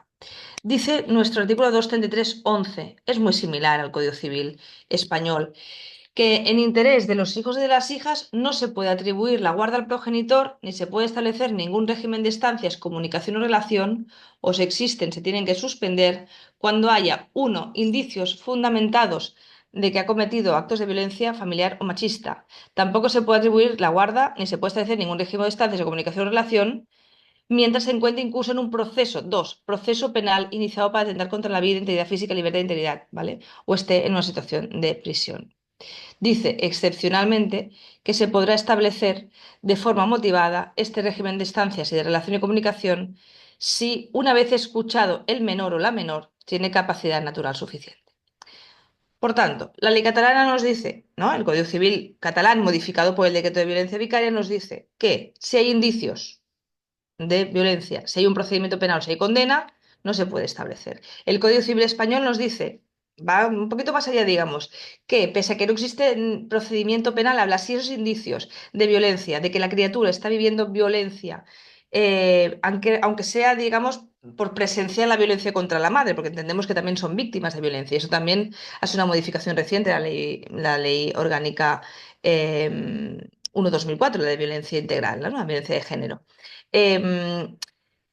Solo que en el juicio de familia se oiga por interrogatorio de las partes que existe violencia, sin que haya ni un procedimiento ni una denuncia de la madre, no tendrá que establecerse ningún tipo de relación o comunicación ni visitas con el progenitor. En la realidad, esto no es así. Esto es un canto de sirena. Esto no es así para nada.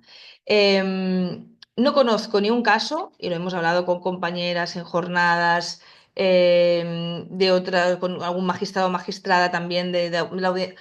Es decir, no existe ningún caso documentado que yo conozca, no he hecho una investigación absolutamente pormenorizada de todas las resoluciones de Cataluña, pero no existe documentada ninguna resolución en que se suspendan las visitas por el progenitor porque existan indicios sin procedimiento penal, indicios de violencia.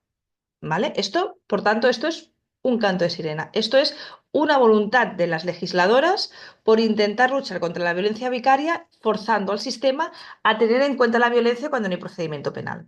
Pero lo cierto es que ya sabemos que el sistema no entiende la violencia, es más, la minimiza, la banaliza, no cree en la violencia machista, ni cuando existe procedimiento penal. ¿Mm? Existe, ¿no? Toda una resistencia a entender la violencia machista y a evitar la impunidad, ¿no? En muchos sentidos. Ha avanzado mucho también, pero esa resistencia de los operadores jurídicos se mantiene incluso cuando hay un procedimiento penal abierto. Cuando no hay un procedimiento penal abierto, no hay violencia. Es más, en algún procedimiento de familia, cuando en el interrogatorio sale, pero bueno, ¿cómo trataba al niño usted? ¿No? Le insultaba, ¿qué le decía?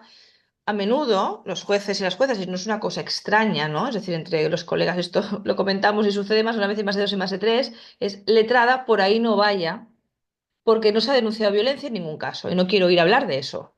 Entonces, directamente se capa la opción de hablar de violencia. Si no hay un procedimiento penal, la violencia no existe. Entonces, esta posibilidad ya la descartamos. ¿Qué sucede cuando existe un procedimiento penal abierto? ¿Mm?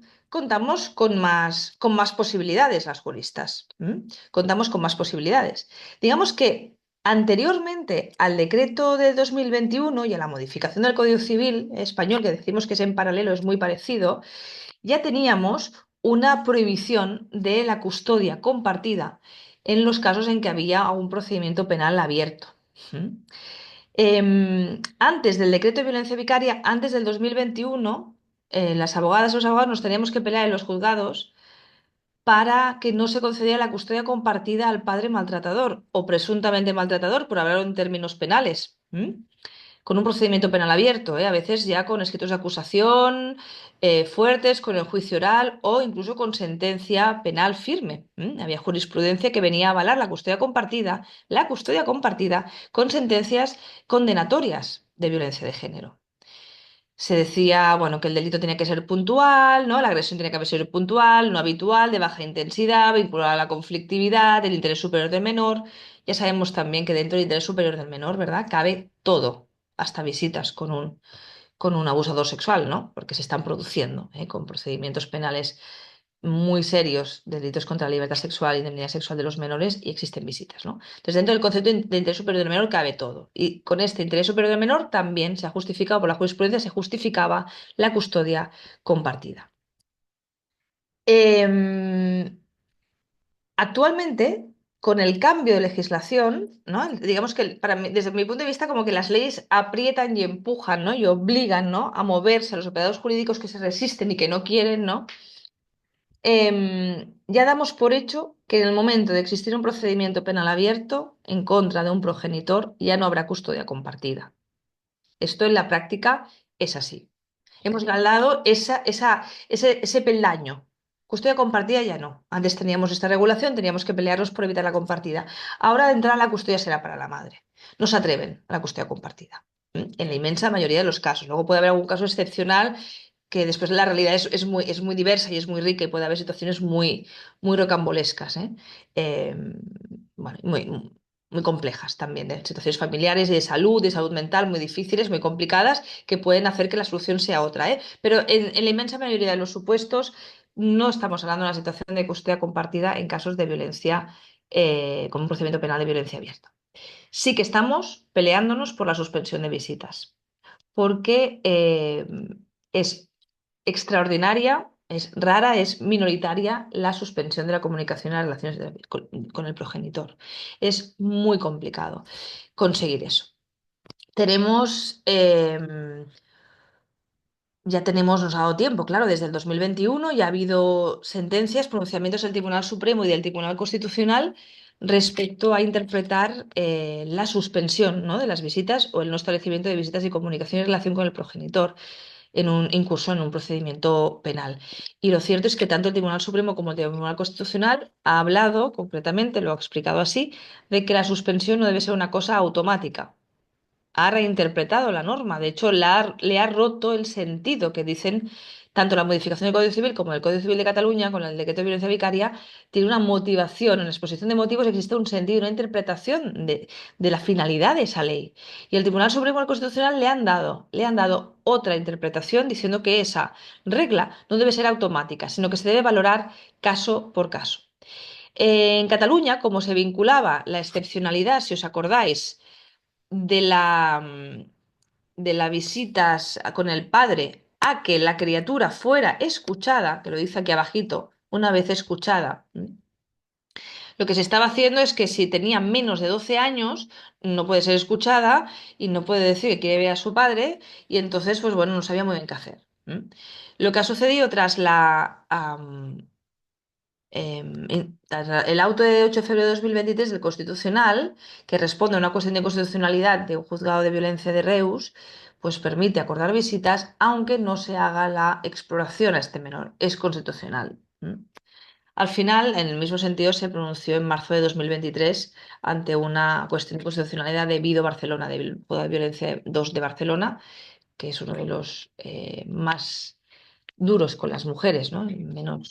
El más misógino, incluso podemos decir, o con resoluciones más patriarcales, que conocemos, al menos las que trabajamos en la órbita de Cataluña. Em, por tanto, siendo constitucional y no siendo automática la suspensión de las visitas, lo cierto es que hay que lucharlo, pelearlo, argumentarlo y que son excepcionales las suspensiones radicales de las visitas.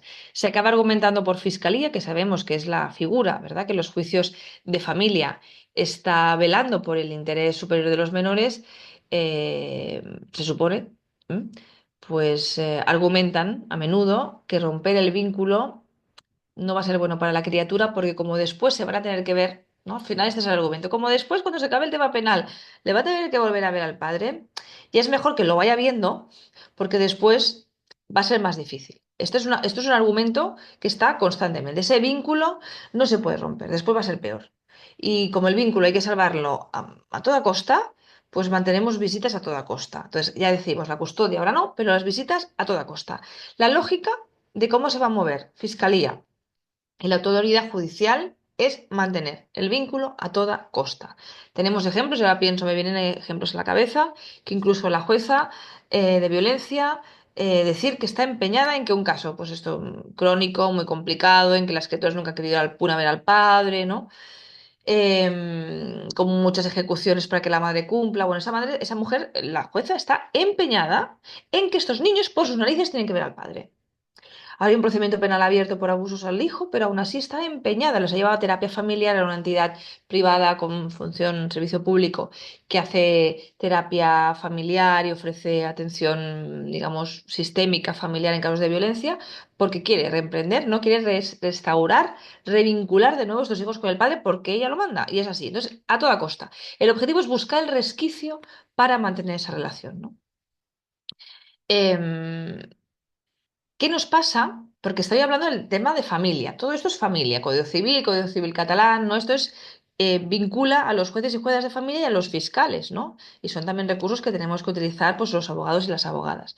¿Qué sucede en el ámbito penal? Vuelvo un poquito atrás a la diapositiva porque, como sabéis, no veo caras, por tanto tampoco sé hasta qué punto lo conocéis. Yo me imagino que sí, porque por lo que he podido escuchar, creo que estáis muy puestas y que lleváis años trabajando, ¿no?, investigando y militando en estos asuntos. Pero, bueno, las mujeres que denuncian violencia de género o violencia en el ámbito familiar tienen, de hecho, a solicitar una orden de protección.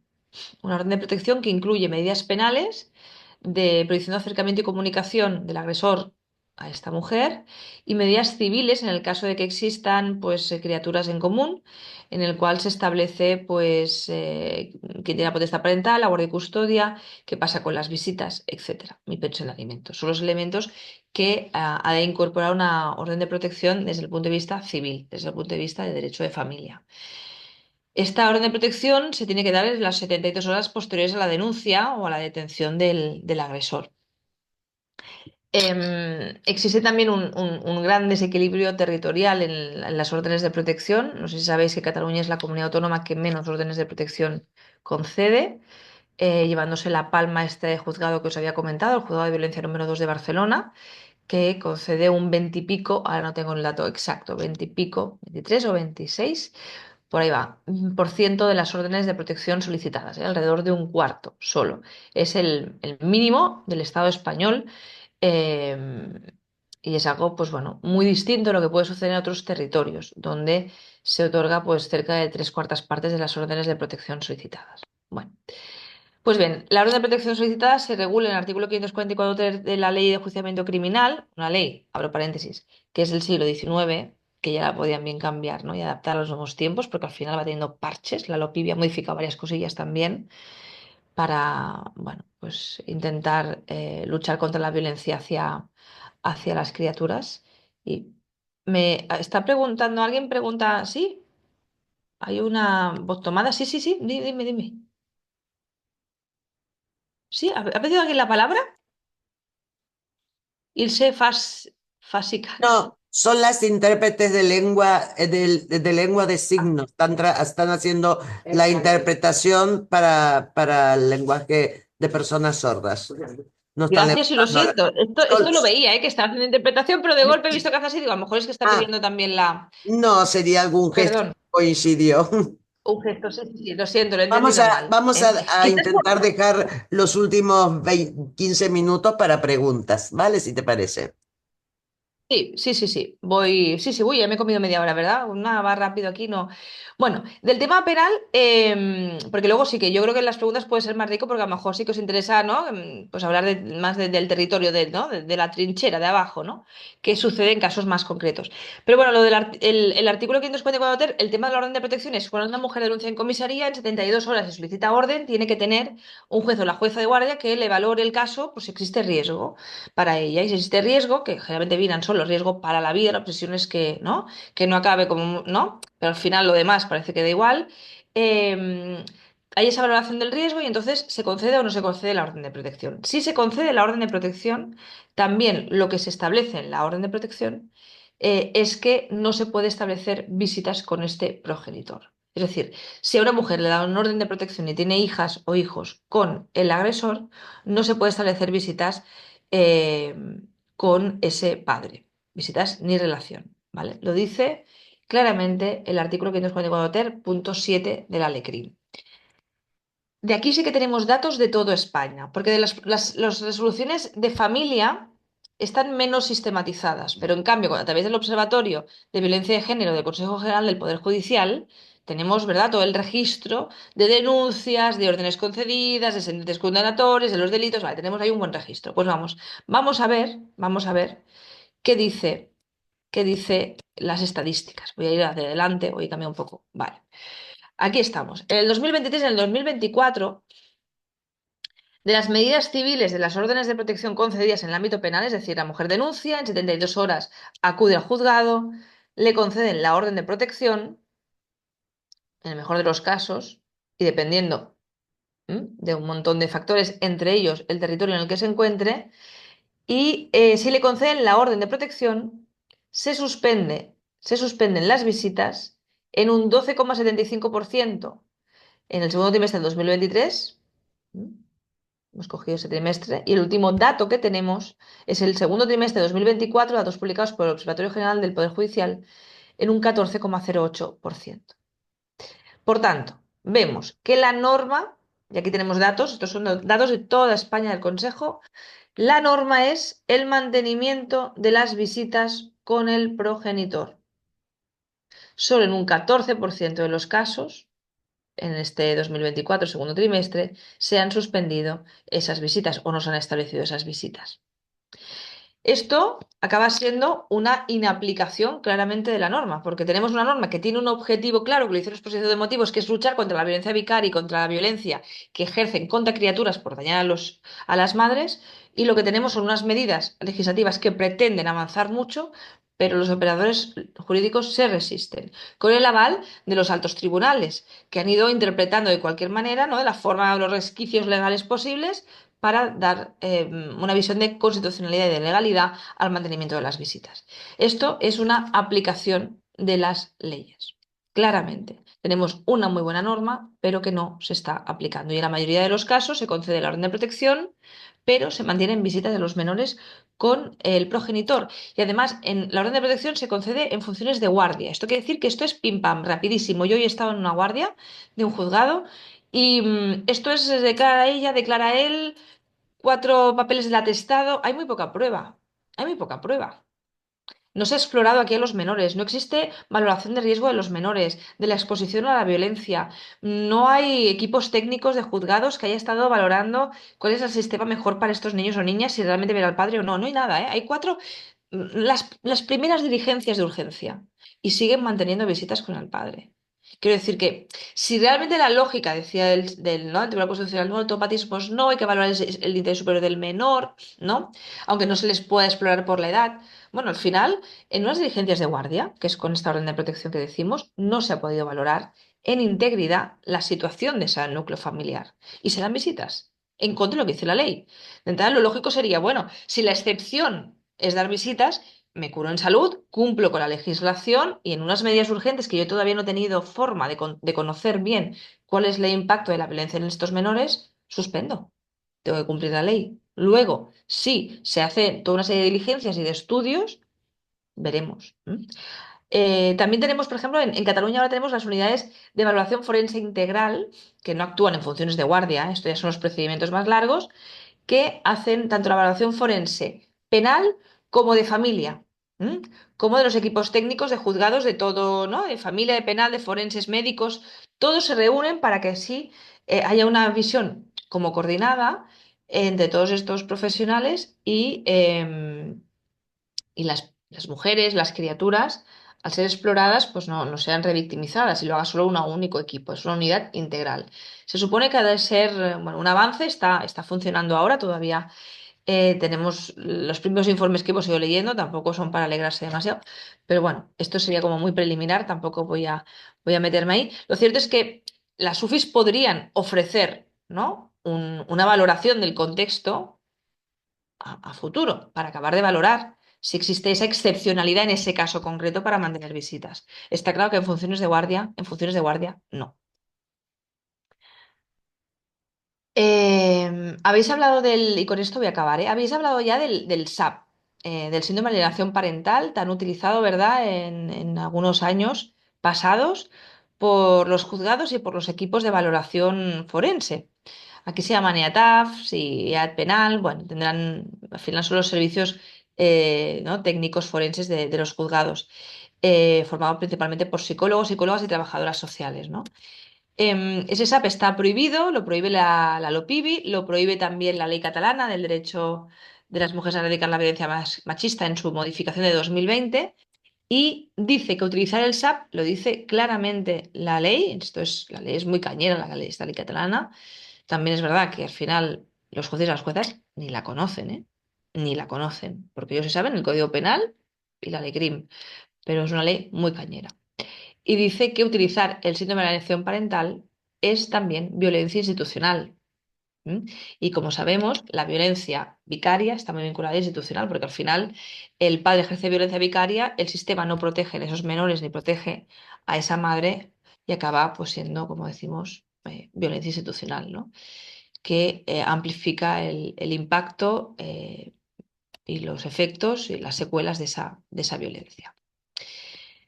Tenía más diapositivas, pero yo creo que ya está. Supongo que conocéis lo menciono por si lo queréis también consultar. Preguntaba una compañera sobre la CEDAW. Creo que este estudio también es muy interesante que se pueda conocer. Para las que no la conozcan, ¿no? La Universidad Complutense de Madrid realizó en 2022 un estudio muy interesante sobre la violencia institucional contra las madres y la infancia y sobre el SAP en España. Y bueno, se estudian 47 casos de pérdida de custodia de las madres después de denunciar violencia hacia los menores, ¿no? A las madres, una vez que denuncian violencia hacia los menores y no les dan la razón en los juzgados, cosa también Les estoy habitual, poniendo el enlace del CEDAW, ¿vale? sí, sí, bueno, pues las mujeres se les obliga a ser obedientes. Las mujeres que no son obedientes acaban corriendo o acabamos corriendo el riesgo del arrancamiento, ¿no? Que en las jornadas también del fórum de la plataforma de este año, que empiezan este jueves, también se va a hablar del arrancamiento de menores, ¿no? Una vez que se ha perdido la batalla, digamos, es muy complicado como madre oponerte ya no solamente al padre agresor, sino al sistema, porque el coste es muy grande. El coste puede ser la pérdida de custodia y la pérdida incluso de visitas con los hijos, ¿no? Que han sido primeramente violentados por parte del padre. Bueno, pues con esto acabo los 40 minutos exactos, o menos 20. Han quedado cosas en el tintero. Bueno, Podemos quizás. ahora, si quieres, cuando termines, pues damos el turno para preguntas y dudas y ya las contestas, porque supongo que habrá Sí, dudas. Laura, ahora ya mismo pues soy bueno, toda vuestra para lo que queráis saber y establecer el diálogo pues que consideréis entre todas y compartir conocimientos. Yo la verdad que no conozco la realidad canaria. Gracias. Gracias Dejo de por eso. compartir. Muchísimas gracias. Bueno, teníamos una pregunta que más o menos la has contestado. De todas formas, les acabamos de poner ahí en el chat el enlace a la página de todos los informes de la CEDAW, ¿eh? No sé, una compañera había preguntado cómo acceder a los informes CEDAW, ¿eh? Ahí les pusimos la página y pueden consultar Ujú. este informe u otros. Y luego también hay una cosa que lo puede explicar Ana Hernández, que se llama CEDAW Sombra, donde se explican cosas que la CEDAW se queda corta, ¿no?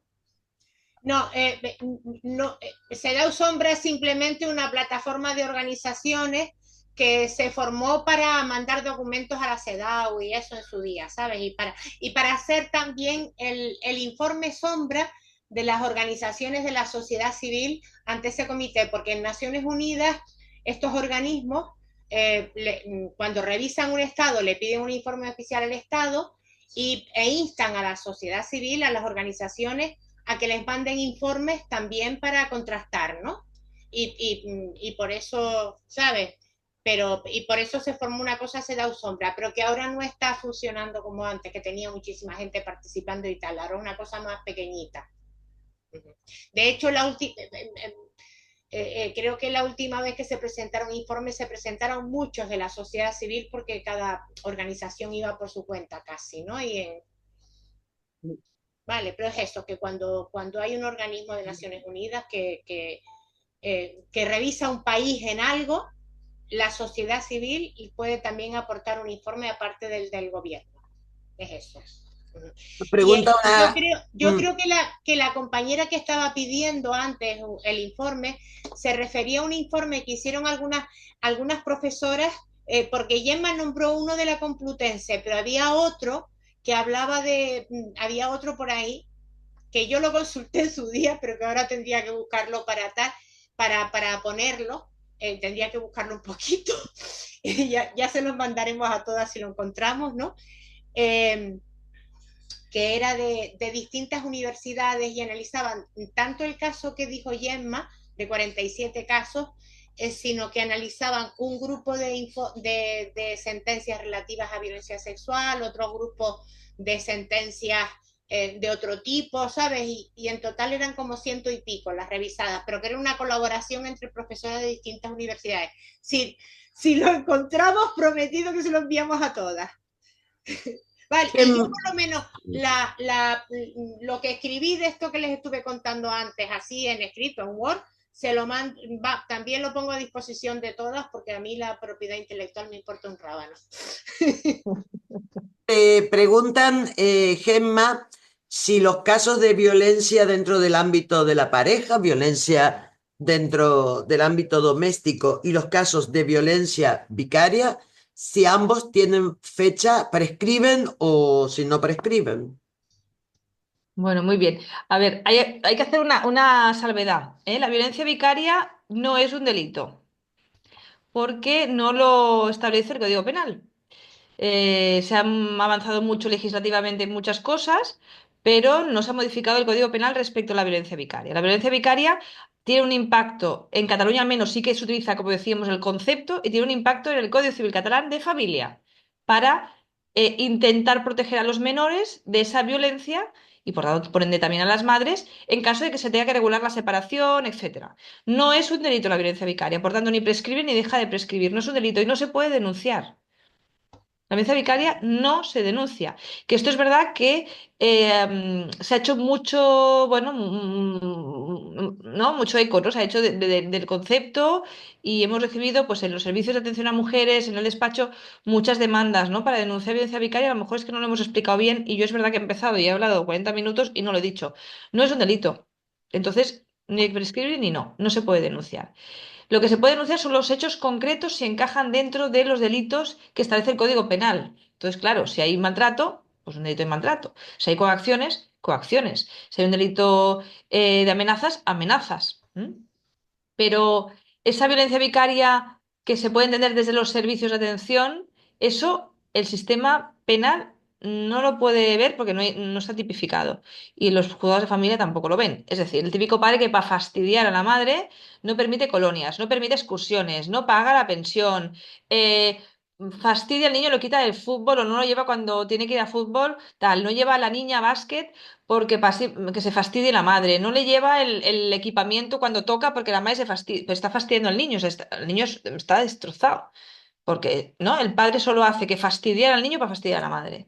Esto es violencia vicaria, esto no se denuncia. Y esto probarlo también los juzgados de familia de que este padre no está haciendo bien a su hijo y que por tanto le quiten la custodia, se la tiene compartida, le reduzcan las visitas, es una quimera. Es muy complicado. Entonces, la violencia de género, tal y como la define el Código Penal español por la ley integral, que es la violencia de los hombres pareja contra las mujeres que son pareja o expareja o que han sido pareja, sí que prescribe. Y tenemos que ir al delito concreto. Si es maltrato, si son lesiones graves, si es coacciones, amenazas, si es bueno, pues tentativa de homicidio, en cosas ya, situaciones mucho más graves o incluso feminicidio, ¿no? Entonces, la mayoría de las prescripciones, porque depende de la pena de los delitos. Esto es un rollo muy largo, pero para resumir, la violencia, digamos, más habitual que denunciamos las mujeres, el empujón, el golpe, la amenaza de muerte, las coacciones, el acoso cuando descubren que tenemos otra pareja, ese tipo de asuntos, que son las violencias más habituales en el ámbito de la pareja, suelen prescribir a los 5 años. Entonces, antes de entrar a valorar el detalle concreto, quedémonos esto con 5 años desde la comisión de los hechos. La mayoría de los delitos más básicos. Los delitos leves, 1 año. Sí. Ay, no se te oye, perdona, no se te oye. Ana, En el caso de, hola. en el caso de de que el padre de las criaturas haya sido condenado por violencia de género y haya cumplido su condena, eh, puede él solicitar la custodia total de las criaturas argumentando que la madre no está capacitada y en ese caso, ¿quién sería que debe incapacitar a la madre? O sea, ¿de quién depende que esa madre sea incapacitada? Incapacitada desde el punto de vista psiquiátrico, por ejemplo. Bueno, El aquí hay juez, ¿de muchos quién la temas. Aquí hay muchos incapacita? temas. Sí, aquí también hay muchos temas. Bueno, vamos a ir desgranando. Cuando, la ley dice que, claro, una vez que el hombre, ¿no? Ha sido condenado y ha cumplido con la pena y ha extinguido la responsabilidad Sí, penal, está libre. está limpio, ¿no? Por O sea tanto, que puede volver a puede solicitar la solicitar custodia la custodia total. total. Bueno, puede solicitar lo que quiera y se le ve como, es decir, ya no podemos alegar la violencia. para Ajá. impedir la custodia o impedir las visitas. Ya no podemos alegar la Bueno, la podemos alegar, pero no nos hacen caso. Decir que alegar, alegamos. Pero no es un argumento que funcione. Eso sí, habrá que ver qué relación, o sea, otros motivos. Habrá otros argumentos, otros motivos. Por ejemplo, durante este tiempo, ¿qué relación ha tenido con los niños y las niñas? ¿Qué vínculo hay? ¿Se ha ocupado? ¿Ha pagado la pensión? Hay un montón de asuntos. ¿Qué desean los niños? Si ya tienen más de 12 años, se les va a escuchar. A lo mejor hace que no ver al padre 6 años. Entonces, es verdad que ahora en los procedimientos de familia, como decíamos con la LOPIBI, ¿no? Que aumenta, en la inmensa mayoría de los procedimientos de familia donde hay criaturas de más de 12 años se les escucha. Y esto es muy positivo. Alguna cosa positiva tiene que haber. Entonces, se les escuchará y se verá si hay posibilidad de revinculación, si no se ha roto el vínculo, si sí, si lo desean, si no lo desean. Se tendrá en cuenta algo la opinión de estos chicos y las chicas. Esto es una cosa. Después, pedir la custodia exclusiva del padre, es decir, que la madre no tenga la custodia, esto es muy difícil. La guardia y custodia para el padre con visitas para la madre. Habría que ver el caso concreto. Esto no sucede en términos generales, es decir, un señor que ha sido condenado por violencia, una vez que extingue la responsabilidad penal, no puede poner la demanda si quiere de modificación de medidas y pedir la custodia para él. Difícilmente va a prosperar eso. Difícilmente va a prosperar eso. Claro, habría que ver el caso concreto, porque hay casos, ¿eh? Hay casos extraños. Cuando el sistema castiga a las madres, porque también es difícil que el sistema quite la custodia de una madre. Aquí lo habitual es la custodia compartida. Porque como hemos conseguido la igualdad, ¿verdad? Esta cosa de la igualdad formal cacareada, ¿qué más queréis las mujeres? Ya tenéis la igualdad y todo esto. Pues entonces aquí lo habitual es la custodia compartida. Que nos quiten la custodia a las madres es algo que sigue siendo excepcional. ¿Mm? Sigue siendo excepcional. Nos castigan, sobre todo cuando somos desobedientes. Y para Entonces, incapacitar a una madre desde el punto de vista psiquiátrico, ¿qué se necesita? Aparte de un informe de un médico o de una médica pero esto es muy psiquiatra. complicado. Incapacitar ya no se llama incapacitación, ¿eh? Se llaman medidas de Estamos, protección. estamos inmersas aquí en la Machado en un acompañamiento a una usuaria, que ese es el caso, ¿vale? Vale, o sea, tenéis un caso, yo me imaginaba, encima de la Sí, mesa. sí, sí, aparte que yo la acompañé el otro día y la palabra que utilizaron fue incapacitar a la madre porque no es capaz de mantener la guardia y custodia de la criatura. Hmm. Sea Eh, incapaz, la nombraron incapaz. Incapaz desde el punto de vista de los nervios, ¿no? Desde el punto de vista psiquiátrico. Tiene un trastorno mental a lo mejor diagnosticado No, no y, tiene nada diagnosticado. bueno, pues no es viable. Es decir, ahora no se llama incapacitación, se llama medidas de protección, pero es verdad que la jerga puede continuar siendo incapacitación. Digo esto del cambio de ley y el cambio de terminología porque todavía es más difícil incapacitar, utilizar la terminología también antigua, a una persona, ¿vale? Porque eso es otro procedimiento, ¿eh?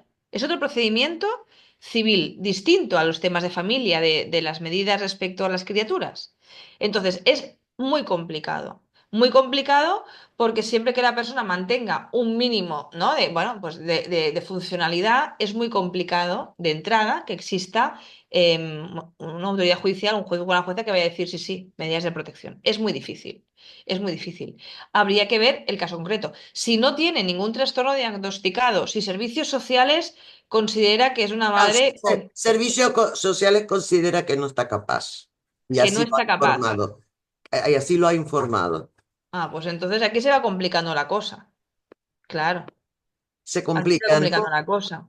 A lo mejor ha habido también alguna dificultad de la madre en algún momento, se ha vivido mucha violencia, ¿no? Y no sé cómo estará el colegio y la pediatra. Aquí, claro, si se empiezan a poner todos los servicios, ¿no? Que además se contaminan en la visión, ¿no? De una familia, ¿no? Se empieza a ver una visión negativa. Claro, incapacitar, como decimos, en estas medidas de protección a la madre ¿no? dificultades para. Eso es muy difícil. Pero claro, si al final hay toda una serie de informes sociales, de servicios sociales, de la pediatra, Nadie de la pregunta escuela, nada, ¿no? tal, que desaconsejan que las criaturas estén con la madre porque no está en condiciones para cuidarla, podría Hablando. darse la custodia al padre, si ya no existe la limitación de la violencia. Pero ¿sabes lo sap de todo esto, Gemma? Que todo esto eh, sobrevino a un parte de lesiones que la pediatra envió a los juzgados por sospechas de abuso sexual. Mm, eso estuvo antes, ¿eh? Eso se archivó Eso está sobreseído y Y ahí es donde ahí, aparece y ahí después proviene cargar ahora, contra la salud mental de la madre. Es la madre la ahora que no está bien. exacto, ¿no? O Bueno, sea, pues que la madre hay necesita, como necesita muchos un informes falso SAP, ¿no? profesionales. Sí. Necesita muchos informes profesionales para poder compensar esos otros que dicen que no tienen habilidades parentales o que las tiene dañadas. Porque cuando las madres, como no tenemos, las mujeres tenemos mucha menos credibilidad, ¿no? En lo que decimos.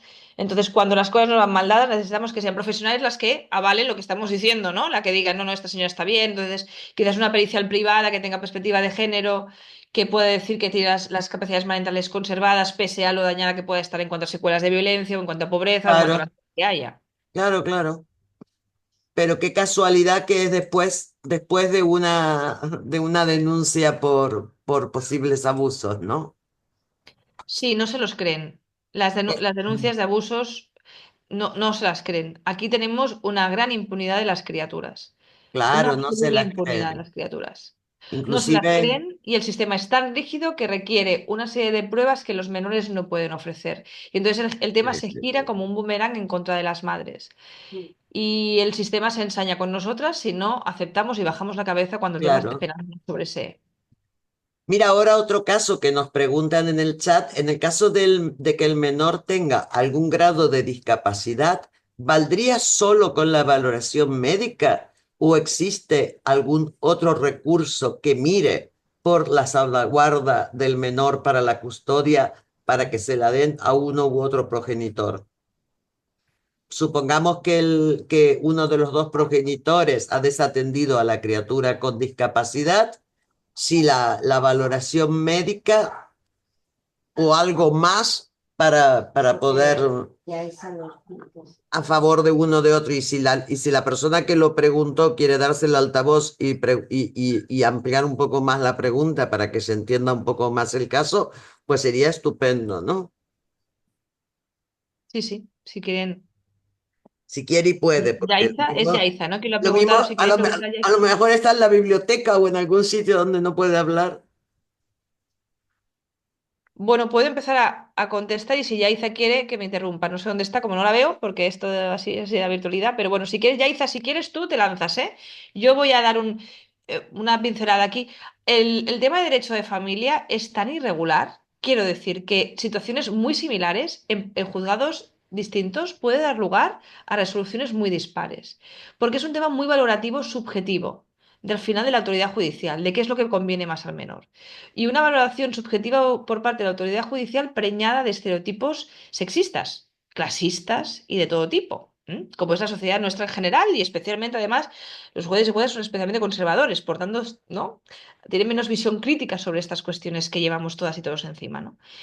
Entonces, no existirían, digamos, como soluciones drásticas. Sí que puedo decirte que de entrada, si no existen procedimientos de violencia o temas graves que lo desaconsejen, tenga la criatura discapacidad o no, van a dar la compartida. Entonces, la lucha por que se consiga la custodia exclusiva de la madre es intentar acreditar que el padre no va a cuidar suficientemente al menor y que el menor está en riesgo.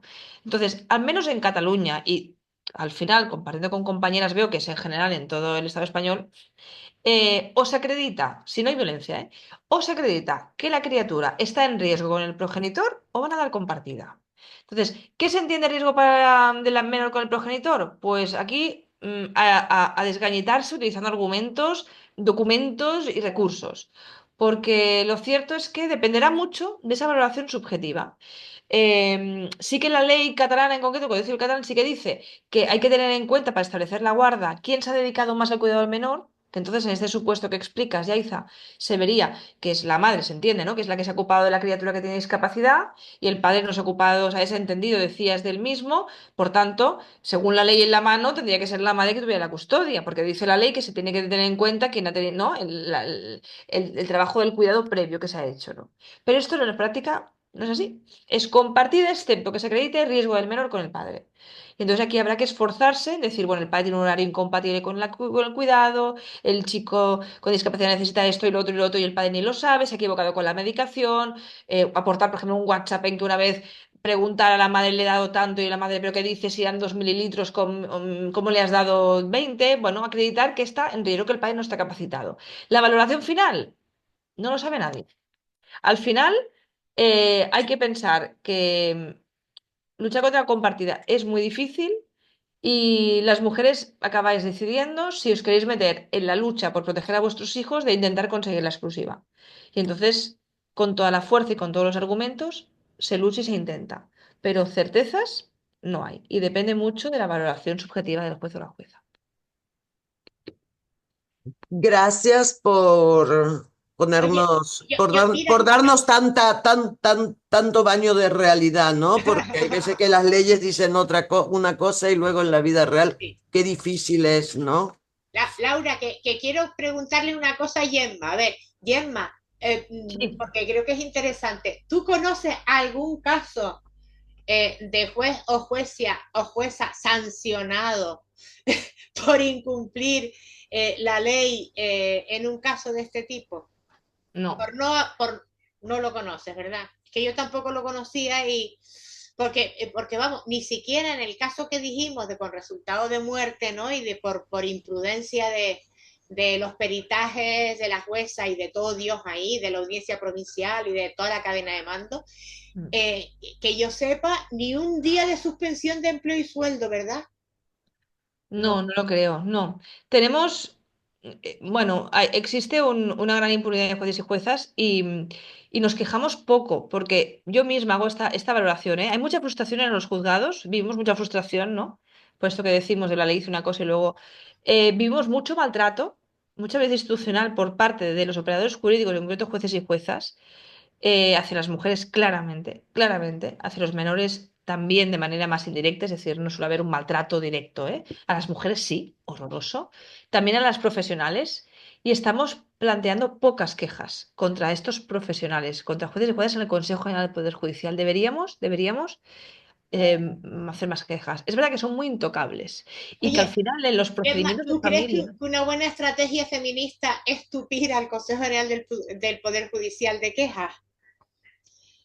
mm, habría que valorar. Está claro que hacer ruido y hacer quejas puede modificar, ¿no? Cosas.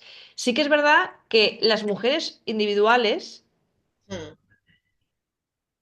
no deberían exponerse a eso. No, Si yo digo siguen las teniendo... organizaciones, coger el caso Sí, fulanita, el caso menganita, el caso tal y queja, o sí, una sí, queja sí. global, o mandarlo al... No, globales no, casos concretos contra un juez. Este Eso. juez ha hecho esto, pum, queja contra juez. Esta juez ha hecho esto, individuales contra jueces y juezas concretas. Eso sí que podía ser. Y sabemos, en cada partido judicial, las que nos dedicamos a esto, sabemos quiénes son. No dejan de hacer lo mismo todo el tiempo. Y al defensor del pueblo tiene alguna utilidad, No, yo no ¿no? lo veo, porque los jueces y los jueces no son administración pública como tal, entonces no tienen ni competencias reales. No. No, hay que ir al Consejo, que es el órgano de gobierno de jueces y juezas y es quien puede sancionarlos. Que no lo va a hacer, ¿eh? O es muy raro, pero al menos hacerlo. Pero el problema es que lo hagan las mujeres. Ujú. Aquí conocemos un caso de una mujer que, una madre protectora, en casos de violencia vicaria e institucional terrible, que se querelló contra la jueza por prevaricación, ¿vale? Por no proteger a su hijo. Ujú. Esa jueza es la jueza de familia, que ha estado en ese juzgado de familia donde todos los temas que tienen a ver con esa criatura van allí.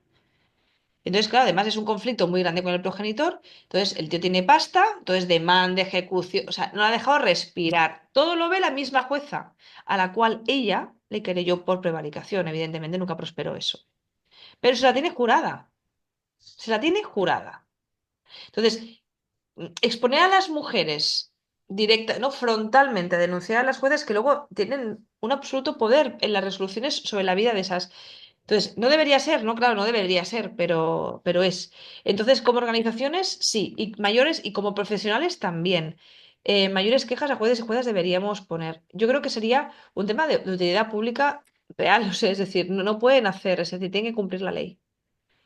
Ya a veces hablamos, en Barcelona al menos, de cosas incluso menos. Ya no estoy diciendo ni que den órdenes de protección, solamente con que no griten a la mujer, no la hagan sentir mal, no le cuestionen constantemente, no le hagan sentir que ella es la culpable o que ella es la agresora, solo con esto.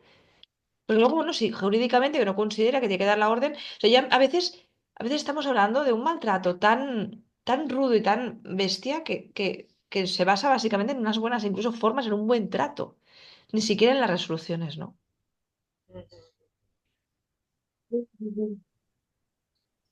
Bueno, chicas y chicos, nos vamos a despedir porque las intérpretes tienen que concluir su trabajo y también tenemos que cerrar esto para que luego quienes lo quieran ver en diferido no se les haga muy largo. Darle las gracias a las dos ponentes y por supuesto a todas las participantes y recordarles que el jueves, que es la segunda sesión de estas jornadas, van a ver los testimonios de 3 personas que han sufrido la violencia vicaria, la violencia institucional y el asesinato de su propia hija a manos de su expareja, esos 3 testimonios reales. Si quieren decir Gracias. algo, es ahora o nunca. Adiós a todas, muchas gracias. Mire, me había olvidado. Y gracias a Ana Bosch, que es la presidenta nuestra, y que no se ha puesto porque está afónica perdida, pero ahí está al pie del cañón, trabajando todo el día para que esto salga, a pesar de estar afónica perdida. Gracias, compañeras, un gusto. Adiós.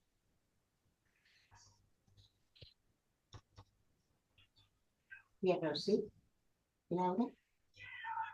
Adiós y muchas gracias. Todo muy interesante. Veo que todo sigue como antaño. Terrible.